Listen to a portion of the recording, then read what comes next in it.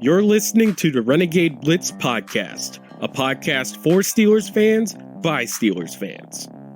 Follow us on Twitter at Renegade Blitz, read articles on renegadeblitz.com, and like us on Facebook.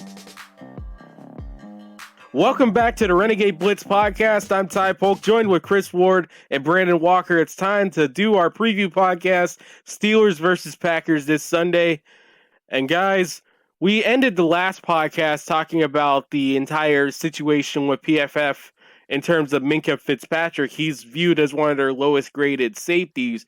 Meanwhile, up on the defensive front, Cam Hayward is the highest graded defensive player in PFF with a 93.3 rating. And guys, that's just duality of PFF. What are you guys' thoughts on this? Because I don't know what to say at this point.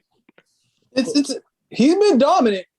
He's been dominant in every stretch. I can't tell you how many pressures that he had. Yeah, Hayward's been really solid this year. I think PFF is spot on there, but I really don't understand their Minkah Fitzpatrick grading. I know he hasn't been, great, but I mean, the worst safety across the league. I mean, come on. I don't think he's been that bad. No, he hasn't. He may have got burned a couple times. He bit on a few things, but he ain't been that. He's just been the worst.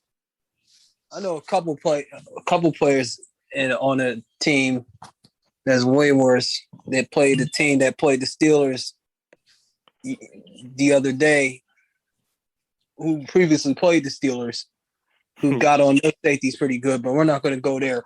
But yeah, there's one thing you can think about. You have to question, maybe the emergence of Terrell Edmonds. Is that influencing their grades? Who knows at this point? PFF is a mystery, like always. And Chris, it's time to talk about the betting odds. I had one last look at it, and you actually tweeted it on the account. The Packers are the favorites, and honestly, with the last 2 weeks, it's well-deserved. Yeah, according to oddshark.com, the Packers are 7-point favorites against the Steelers, and the over-under is 45.5 points. 7 points. I would agree with that. You guys think it should be a little bit higher, or you think 7's right? No, I think that's around right. Yeah. Here's some stats from OddsShark. The Steelers are 3-7 against the spread in their last 10 games, and the total has gone under in 12 of Pittsburgh's last 17 games on the road. Pittsburgh is 10-1 against the spread in their last 12 games played in October, and the Packers are 3-1 against the spread in its last 4 games as a home favorite, and the over is 5-2 in Green Bay's last 7 games. Huh. That is interesting stats. I think it's a little low. I honestly think it's a little bit low because we don't know how TJ Watt's going to be played, but how effective is he really going to be? Devin Bush, how effective is he really going to be? Never know. That defense could still be a little bit compromised. Talk to me in October. They played in October. I would say, yeah, it might be about right, maybe a little bit too high, but I think it's a little low for Green. I think the spread is too low. I think it could be at least 9 or 10. Oh, really? 9 or 10. Yeah, I posted on there that Steelers haven't lost in Green Bay since 1995, and so someone posted that they haven't lost since 2021. Kind of like a smart comment about how he doesn't think that the Steelers are going to win on Sunday. so the Yins are faithful. They're not very optimistic right now. Well, it's time to learn a little bit more about the Green Bay Packers with our next guest. And we welcome on Matt Schneidman. He covers the Packers for The Athletic. Matt, thank you so much for coming on the show. Appreciate you guys for having me. How you doing? It's all good here in Steelerland, even though it's 1-2. Reversal of fortunes. It seemed like the sky was falling in Green Bay after 1 week, and now everything has shifted the opposite way. Green Bay, 2 wins so far in the season, including that incredible Sunday night game in which Aaron Rodgers just went straight Aaron Rodgers on just about everyone in that 49ers defense. How are the Packers fans and the Packers themselves feeling about their chances right now? Yeah, it's a lot different than 2 weeks ago, as you mentioned. I mean, it was the lowest of lows after they lost 38-3 against the Saints in Jacksonville in week 1. Nobody really knew what happened. There was no real cause that I or anyone else could really point to as for how they played so poorly. But everyone within the team insisted that it was just an anomaly, and they were proven right. I mean, beating the Lions in week 2 is whatever, but going into Santa Clara, where they won last year, but the 49ers, had basically their backups playing since they were so banged up. But they got slaughtered there twice in 2019, 37-8 in the regular season and 37-20 in the NFC Championship game. So this game was not only about getting back on track for themselves in this season, but making a statement and saying, we're caught up to you guys. We're going to come in here and win a game in front of a raucous crowd. The first full crowd or any crowd at Levi's Stadium since that 2019 NFC Championship game. So they played really well. I think fans in Green Bay are like, all right, maybe we do have a similar caliber of team as the last 2 years, one that can contend for an NFC title and maybe even get over the hump to the Super Bowl. And if they played like they did on Sunday with a couple fixes, get a couple offensive linemen healthy, then I think there's no reason to believe they can't do that again. And Matt, speaking of Rodgers, it was quite the offseason in Green Bay with the uncertain future of Rodgers, and there was talks of him wanting out or even possibly retiring. What was it like covering that, and how's the relationship now, being that Rodgers is of course still with the team?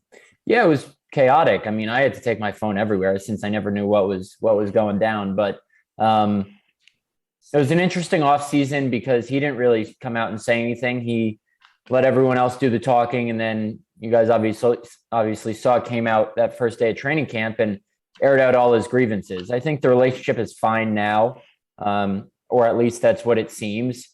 I don't know how much better it is from what it was this offseason. Rodgers has said when asked about it that the communication has been better between him and the front office. This was never a Rodgers and Matt LaFleur thing, Rodgers and teammates. It was always Rodgers and the front office, mainly President Mark Murphy, but also General Manager Brian Gutekunst. But he came back for his teammates, for the coaching staff, for the fans, because he knew they weren't going to trade him, and he knows that, even if they did, they're not going to trade him to a team that has anywhere near the caliber of a roster that the Packers do. He knows he can win a Super Bowl, and whether this is his last year or not, he has maintained that, his focus is just on this year, and all that stuff in the offseason is in the past. And quite frankly, until it all comes back up again next offseason, I'm glad it is in the past.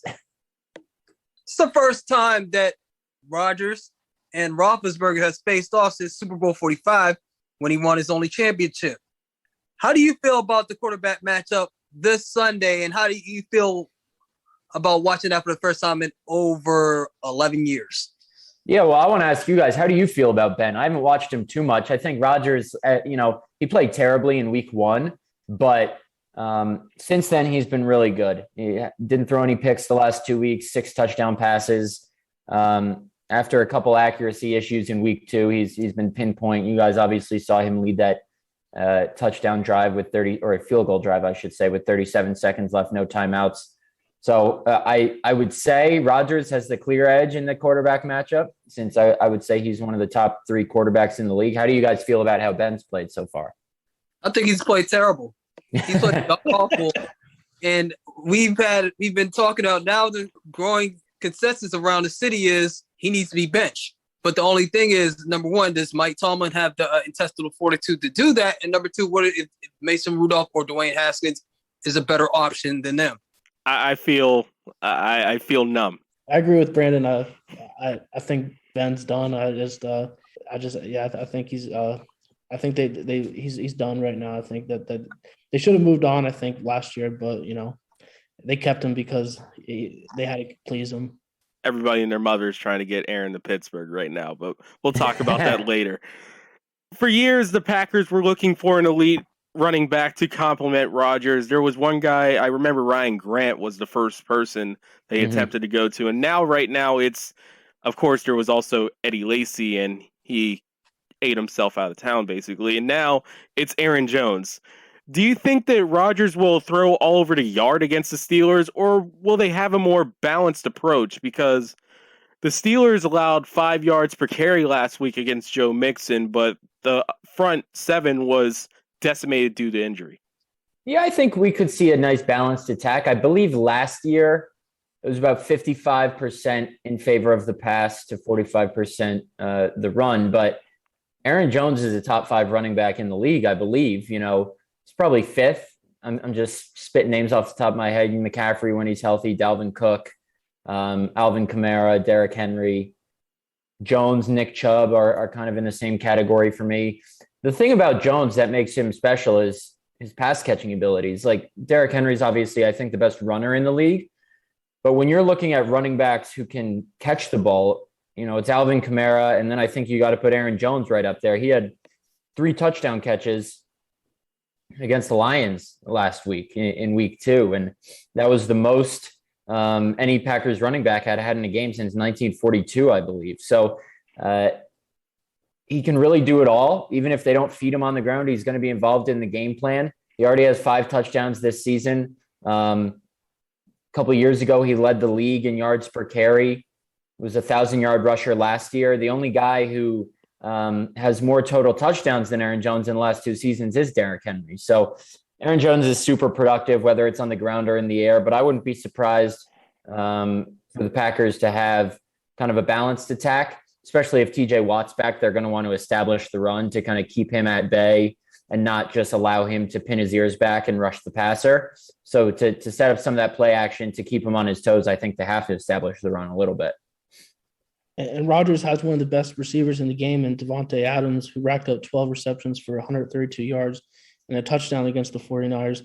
The Packers' other receivers are Marquez Valdez-Scantling, Alan Lazard, and veteran Randall Cobb and Robert Tonyan at tight end. What are your thoughts on the Packers' receiving corps, and how do you think they match up against the Steelers' secondary, who have given up touchdowns of 61 yards and 34 yards in their last 2 games? Yeah, the only deep threat really, I mean, anyone can be, but Marquez Valdez-Scantling is primarily a deep threat. Probably the fastest guy on the team. He should have 4 touchdowns the last 2 games, but a couple overthrows on deep balls against the Lions kind of doomed that from happening. I think they have a really deep receiver room. I think Devontae Adams is the best receiver in the league. He's going to have, 8 catches, at least 80, 90 yards, and probably a touchdown. He could have had so much more against the 49ers on Sunday night, but I think he was targeted 18 times maybe, and you saw how much Rodgers relies on him in that game-winning drive, 2 completions to Adams for 42 yards to get him into field goal range. But I think he's the best route runner in the league, so he's going to get his. Then it's a matter of, can MVS and Alan Lazard and Tonyan do enough to complement that? And then Aaron Jones is almost like a receiver too. So in terms of their pass catchers, I think they're really deep. I'm curious to see what kind of defense the Steelers play. Teams have been playing a lot of 2 high safeties against the Packers these first 3 weeks to kind of force them to beat them in the intermediate passing game and with the run. Here's an interesting stat from Next Gen Stats. Ben Roethlisberger had the shortest or quickest release time on his throws out of any quarterback in week 3. Aaron Rodgers was second quickest at 2.38 seconds, I believe it was. And that was really effective in getting that intermediate passing game going, especially given the 49ers pass rush. And if TJ Watt's back, I could see the Packers doing a similar thing, because the Packers are not healthy on the offensive line. If they get the ball out quick, then TJ won't even have enough time to get to the quarterback. So, I could see the Packers having a nice, effective passing game, and it all depends on who steps up behind Devontae Adams. From left to right on the offensive line, you got Elgin Jenkins, John Runyon, Josh Myers, Royce Newman, and Billy Turner. How has the offensive line performed thus far in the season, and how has Jenkins done in filling in for David Bakhtiari, who's on injury reserve? And when do you expect him back, and how do you think that you think he's going to be back into elite status, or you think he's fallen off a bit? How do you think he's going to be once he returns healthy and full? Yeah, he has to miss at least the first 6 weeks of the season, so he's out for another couple weeks. If he's healthy, I think he's the best offensive lineman in football. He was a first-team All-Pro last year when playing only 11 games, so that just shows you how good he is. Elton Jenkins is hurt right now, so he didn't play on Sunday. He suffered an ankle injury against the Lions, didn't miss a snap, but then didn't practice last week. He was a Pro Bowl starter at left guard last year in only his second year in the league. He's 25 years old out of Mississippi State. So he had moved from left guard to left tackle to fill in for Bakhtiari. But we don't know if he's going to play. We'll see if he practices on Wednesday. We're recording this Tuesday. But the guys who they trotted out there against the 49ers were Matt Schneidman, the 2019 undrafted free agent out of Virginia Tech. He played left tackle, played pretty well, actually. And then, like you said, Runyon, Myers, Newman, and Turner. So it's kind of a makeshift offensive line. They don't have Bakhtiari. Jenkins is out. And when he wasn't, he's not playing his primary position. Corey Linsley, a first-team All-Pro center last year, signed with the Chargers in free agency. But Rodgers and everyone else and myself have been really impressed with the young guys on the offensive line. Entering Sunday night, the offensive line only had 62 combined starts among them in their career, and Billy Turner had 57 of them. So a lot of inexperience on that line, but they played well against a really good 49ers defensive line, and I think that gave them a lot of confidence to say, hey, if we can do that against the 49ers, we can do it against anyone. Aaron Rodgers was only pressured 7 times, sacked once, and the Packers had a really nice game plan to kind of neutralize that pass rush. You talk about Turner. It seems that his primary assignment's going to be TJ Watt. And TJ Watt didn't play in the last game due to a groin injury. He's now heading back home to Wisconsin. This is his first time playing in Wisconsin. So how do you think that matchup will go? Probably in favor of the Steelers. Billy Turner has been all right this is now his third year here. Played some left tackle, played some right guard, played some right tackle. Packers are going to have to help him out with chips probably too. Tunyon, Mercedes Lewis, Aaron Jones, A.J. Dillon, Josiah DeGuara, those running backs and tight ends are going to have to not just leave Billy Turner on an island all the time. He's a veteran. He knows what he's doing. He'll win his fair share of reps, but, there aren't many offensive tackles, if any, that you can say are favored in a one-on-one matchup over TJ Watt. So I would say advantage Watt, but we'll see if the Packers give Turner help in terms of blocking him. And moving to the Packers defense, they should have a favorable matchup on Sunday as the Steelers offense has been really a dumpster fire. The key matchup will be in the trenches, as I can't see the Steelers having any success on offense if they don't have at least an efficient running game. How are the Packers up front? They're all right. I mean, Zadarius Smith, who's their best pass rusher, was a second-team All-Pro last year. He's on IR right now, so he's not going to play on Sunday. They have Preston Smith and Rashawn Gary. A couple of years ago, Preston Smith was near Pro Bowler, 12 sacks, played really well. Rashawn Gary, the 2019 first-round pick out of Michigan, he's the other edge rusher. So they're kind of thin there. In the interior, their run defense isn't great. Kenny Clark, who at the time when he got his contract extension before training camp last year was the highest paid nose tackle in football. I believe he's 26 years old now. He was their first-round pick in 2016 out of UCLA. Really good player up the middle, can pressure the quarterback and stop the run, but it's those two spots aside him. They have guys like Dean Lowry and Tyler Lancaster and Kingsley Keke who haven't shown much, whether it's stopping the run or getting after the passers. So the Packers have been notoriously mediocre against the run the past couple of years. So I think Najee Harris could have success there. And yeah, the Steelers offensive line may be in bad shape right now, but the Packers are down their best pass rusher. So I think the Packers probably still should have an advantage in that regard, but I wouldn't say by too much. Yeah, but there's one thing about the Packers. They run a 3-4 just like the Steelers. So how can that both help both of these teams? Because they're at least seeing a common front that they see in practice, especially with a guy like Rodgers, at least. Yeah, it's tough because the Packers play a lot of dime and nickel, and they have one or two extra defensive backs on the field. So I don't know how much base you'll actually see with two inside linebackers in there. There are so many different things that the Packers defense probably does, not just, formation wise, but personnel wise too. I mean, yeah, the Steelers have some good players on defense, but you can only do so much to prepare for guys like Jair Alexander, who's a top 3 corner in the league. Two good safeties in Adrian Amos and Darnell Savage Jr. Maybe it helps a little bit, but, in terms of, personnel wise and formation wise, I don't know how much of the similar situations they'll see, but, Mike Tomlin will have his guys ready. You can bet that. All right, going to here. Who do you think is going to have a big game against the Steelers? And what concerns you most in this game to avoid having a letdown game after playing San Francisco? I'll go with the easy answer, Devontae Adams. I think, he has a big game pretty much every game. He can get open even if they play press coverage, if they play off, to play zone, if they play man, he can do anything. So I'll go for him for a big game. Let's say 10 catches, 110 yards, 2 touchdowns. And then what concerns me most if I'm the Packers is that pass rush for the Steelers. I mean, listen, the Packers just neutralized Nick Bosa and D Ford, so they can do it against TJ Watt. But, TJ Watt's obviously probably right behind Aaron Donald for best defensive player in the league.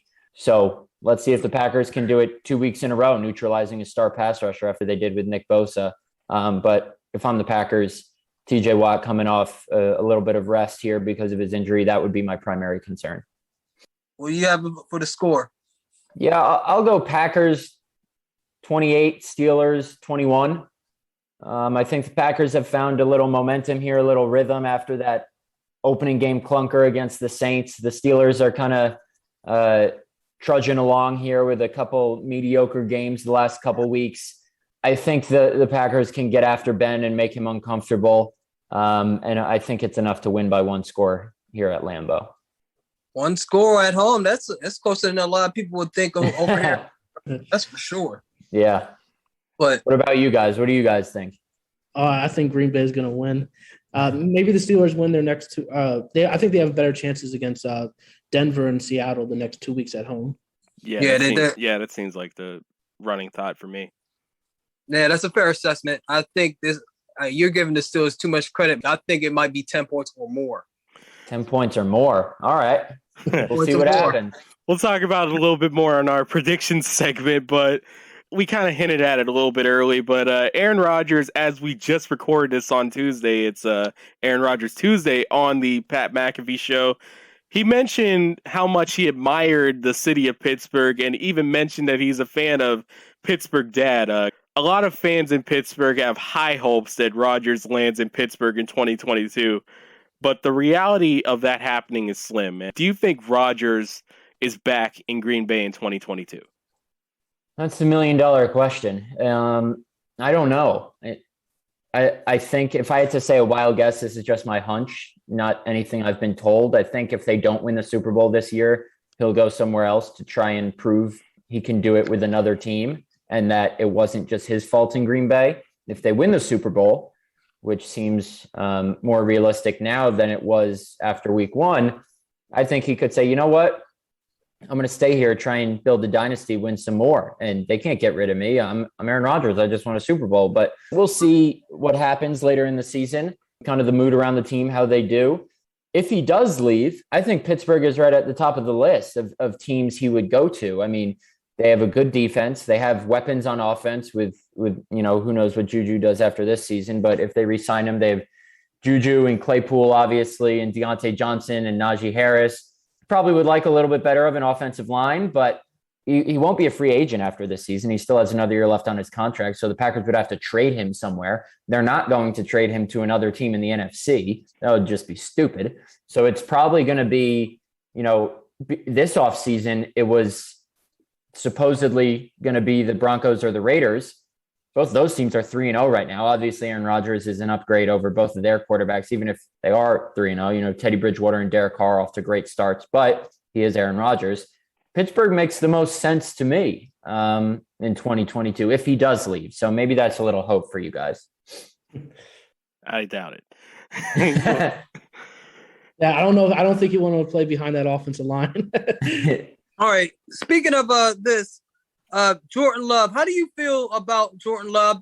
How he developed during the offseason, and how do you think he's going to pan out? Because you had Brett Favre to Aaron Rodgers. So how do you think that is comparing to that situation to this situation? Yeah, it's different because, Brett Favre, for a couple of years before they drafted Aaron Rodgers in 2005, had been publicly saying that he was contemplating retirement. So they kind of had to draft a quarterback since they didn't know if Favre was going to retire. Rodgers had been saying in the years up to them drafting Jordan Love in 2020 that he wanted to retire a Packer into his 40s. He's 37 years old right now. So they didn't even tell him they were going to draft Jordan Love. So that was another problem. It seems a little silly that they did just because Rodgers had 4 years left on his contract at the time. I don't think Jordan Love's ready yet, which might be a problem since he's already had, a year and change. And, if Rodgers stays, Jordan Love will play behind Rodgers for 3 years at that time. It's at least 2 since he's on the bench this year. From what I've seen, I don't know that he's ready yet. He was decent this preseason. Obviously didn't have a preseason his rookie year because of COVID, and that hurt his development. But, if Jordan Rodgers, Jesus, that's Aaron Rodgers' brother. If Jordan Love had to start this game on Sunday, I think the Steelers would be favored easily, but he doesn't, thankfully for the Packers. And, we'll see what more he learns as the second string, because he was the third string quarterback all of last year. But yeah, it's a little bit different just because of the circumstances under which they drafted another quarterback. But I don't think Jordan Love's ready yet. If he will he be, if he has to be the starter next year, we'll see. Yeah, it's interesting because they upset Favre back then when they drafted Rodgers, and they did it with Love now with Rodgers at quarterback. So as an organization, they're not afraid to make some bold moves, complete opposite to the Steelers, who have pretty much pleased Ben Roethlisberger by not going that route and trying to find a replacement for him. Yeah, it's interesting to look at the two different situations. I mean, Aaron Rodgers is obviously a much better quarterback right now than Ben, and his organization, he at least felt didn't do enough to make him feel wanted, which is why he wanted out this year and contemplated retirement. And the Steelers bring back Ben, who can barely move anymore. I'm not saying one way is right and one way is wrong, but it's just interesting to see how both organizations treat their longtime quarterbacks based on, how they played last year. What is he like? Because listen to the Pat McAfee interview. He seems really laid back and kind of has that like Bay Area stereotypical vibe to him.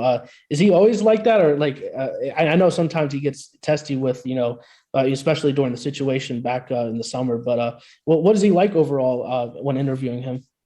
He's probably the best interview in the league. With the national writers that come into Green Bay during training camp.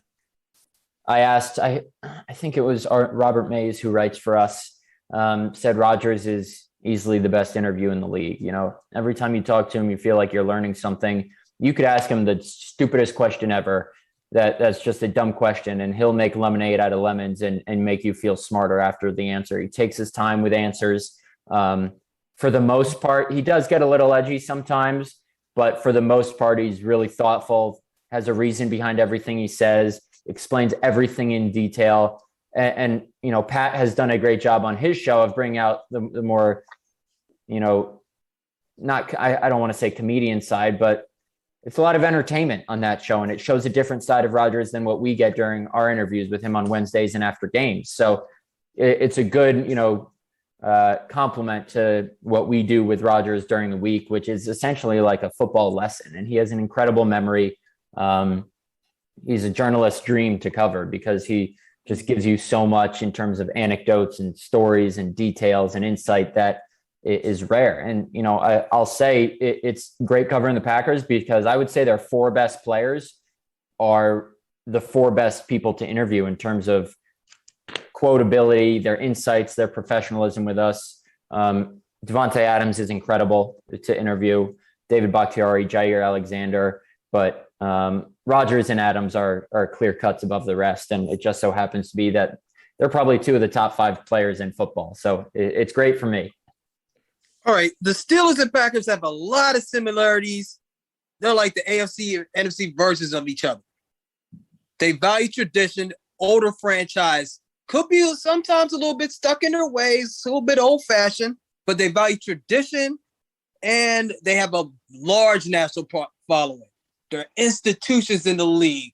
What's it like being at Lambeau Field on game days with the cheeseheads, with the beer, with the atmosphere in the frozen tundra? That's like Madison Square Garden of football. Yeah, it is. And I'm from New York City, so I can understand that comparison. I was born a couple blocks from Madison, or a couple miles from Madison Square Garden, I should say. I didn't live there for too long. My family's from Connecticut, right outside New York City, but I am a diehard New York Yankees fan since I'm from there. But not to get sidetracked, it's amazing to cover a game at Lambeau. You can just tell the traditions there. It's an old-timey stadium. The special thing about Lambeau is like it's in a residential area. So, it's in the middle of a bunch of houses that regular people live in. It's not like off the highway or, in the middle of downtown. It's kind of a bunch of flat streets, and then you turn a corner, and here comes the most iconic stadium in the league. I mean, maybe it's cliche, but you can kind of smell the tradition, see the tradition whenever you cover a game there. The metal bleachers, the old school green wooden paneling on the stadium. It's a really cool feel to cover a game there, especially a big game on a Sunday, because I don't think anyone from Green Bay would take offense to me saying this. That's the main reason people live here, is for the Packers. So on game day, there's definitely a unique feel, a unique buzz around town when the Packers play. How is the tailgates like? What are the tailgates? I always wanted to go. I just always wanted to know, what is the tailgates like at Lambeau? They pop off. It's a great tailgate scene. I mean, it's all over. It's not just, the parking lot isn't that big at Lambeau, but in the surrounding neighborhoods, across the streets, in the bars around the stadium, it's almost like a college stadium in that it's very close to a lot of houses, a lot of bars, other stadiums. I don't know what it's like in Pittsburgh because I've never covered a game there, but some stadiums are kind of separated from other stuff.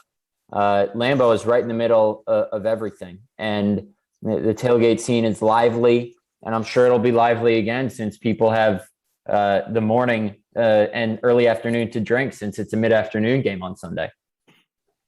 And last question, of course, every time that the Watts go up to Wisconsin, it's always going to be an interesting national story. And this time they have both TJ and Derek coming back to Wisconsin. I'm not sure if it's Derek's first time back in Lambeau Field, but I know that it's TJ Watt's first time out there. So have you been able to talk to them about any of that stuff? No, I haven't. But what's interesting is in the 2017 draft, the Packers could have picked TJ Watt, and they traded back to take Kevin King, who hasn't exactly panned out for them. Their second cornerback, or their starting outside cornerback, their number 2 cornerback, I should say. So people around here love to lament that the Packers passed on the Wisconsin kid, TJ Watt, who has turned into Defensive Player of the Year material. Yeah, the Packers have nice edge rushers, but you can always have TJ Watt to get better. So that'll definitely be a talking point around these parts this week, is here comes TJ Watt to show us what we missed out on by trading back in the first round of the 2017 draft, because I think the Packers had the 28th pick. What was TJ? The 29th pick in 2017. And then the Packers traded back to 33 with the Browns to take Kevin King, something like that. So that's the main talking point. It'll be interesting to see when TJ talks to the Pittsburgh media what he has to say about coming back to Wisconsin. I'll definitely keep an eye out for what he has to say. Wasn't King the guy that got burned by Scotty Miller? Correct. Yep. Oh, that's rough. That's Matt Schneidman. He covers the Packers for The Athletic. Matt, thank you so much for the interview. Appreciate you guys for having me. And that was Matt Schneidman covering the Packers for The Athletic. You can follow him on Twitter at Matt Schneidman, and we thank him for coming on the show. And guys, it's time for our favorite part of the week. Prediction time, man. We're not feeling confident about any of our chances. You heard Brandon say that the spread should be more than the 7 points that it is right now in favor of the Green Bay Packers. And I, for one, agree with him. So I'm going to say 27-17 Packers. Yeah, the Steelers they sit at 1-2 right now. To make matters worse, they have to travel to Lambeau Field this week to face that bad man, and Aaron Rodgers. I don't like their chances going up against that offense. And man, the Steelers' offense is just a work in progress. I don't even know what the words that like. They're just abysmal, especially on that offensive line. That's why I like Green Bay big here. I'll say 34-17. I don't even know if they'll get up 17 points to the Steelers' offense, or maybe defense scores a touchdown. I don't know. We are feeling pretty generous right now. 34-17. Man, I have them winning 52-14. I mean, not that bad. Not that bad. I'm gonna say Green Bay wins 30-20, but the Steelers gonna get a late touchdown to make the score a little bit more respectable. This ain't looking good. They labor the score. How do you can't beat Aaron Rodgers if you're gonna have 18 plays to score 3 points. Have 15 plays and barely score a touchdown on a screenplay. You can't have 12 plays and then miss a field goal. Come on. You gonna beat Aaron Rodgers like that? No. All right, so we're very highly negative in this podcast right now. So let's say one nice thing that could at least make us not look like absolute deserters of the bandwagon, though you have every right to jump off it right now. I will say this. There has been enough flashes from the offensive line at least get my hopes up that something good could happen. I mean, they had that one nice little protection play. It was just Ben's fault there. And the running game has, at least in this game against Cincinnati, felt a little bit more positive than it was the first 2 weeks. So there could be hopes that Najee does something there. So now, if the Steelers win, who would you say is the reason why they won? Probably T.J. Watt in the defense. Mainly T.J. Watt, but I think the defense just has to have a lot better game this week, especially when it comes getting after the quarterback. They got to put Rodgers on his back, but they should get Highsmith and Watt back to it.